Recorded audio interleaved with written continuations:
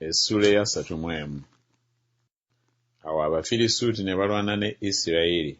Abasajja ba Isirayiri ne badduka mu maaso g'Abafirisuuti ne bagwa nga battiddwa ku lusozi Girubowa. Abafirisuuti ne bakyokya Sawulo ne batabani be. Abafirisuuti ne batta Yonasaani ne Abinadaabu ne Malukisuwa batabani ba Sawulo.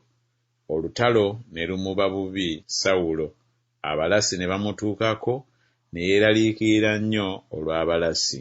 Awo Sawulo n'agamba oyo yatwalanga ebyokulwanyisa bye nti, "Sowola ekitala kyo onfumite ddala nakyo, abatali bakomola abo baleme okujja ne banfumita ne banswaza."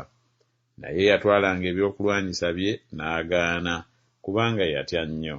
Sawulo kyeyava addira ekitala kye n'akigwako. Awo eyatwalanga ebyokulwanyisa bye bwe yalaba Sawulo ng'afudde, era naye n'agwa ku kitala kye n'afiira wamu naye.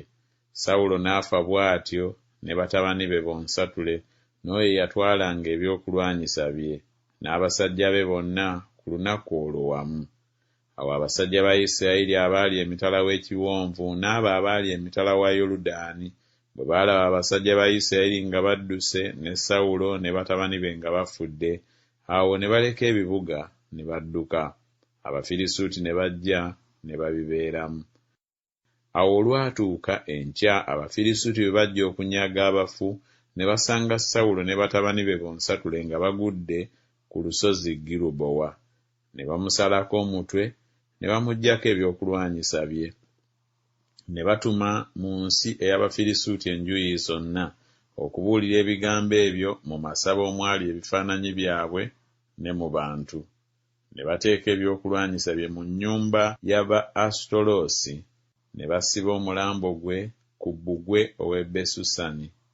Awo ab'e Yabesugireyaadi bwe baamuwulirako ekyo Abafirisuuti kye baakola Sawulo, awo abazira bonna ne bagolokoka ne batambula ne bakeesa obudde, ne baggya omulambo gwa Sawulo n'emirambo gy'abatabani be ku bbugwe w'e Besusani, ne bajja e Yabesi ne bagyokera eyo. Ne baddira amagumba gaabwe ne bagaziika wansi w'omumyuliru e Yabesi ne basiibira ennaku 7.